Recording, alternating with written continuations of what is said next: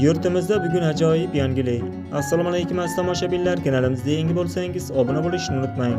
Ushbu xabar barcha fuqarolarga tezda yetib borishi uchun video ostiga like bosing. Kambag'al oilalar, yoshlarga armiya va prava uchun to'lovlar davlat hisobidan qoplab beriladi. 1 fevraldan kambag'al oila reyestriga kiritilgan yoshlar safarbarlik chaqiruvi harbiy xizmatini bepul o'taydi. Haydovchilikka o'qish xarajatlari esa to'liq davlat tomonidan qoplab beriladi. Bu prezidentning yangi farmonida qayd etilgan.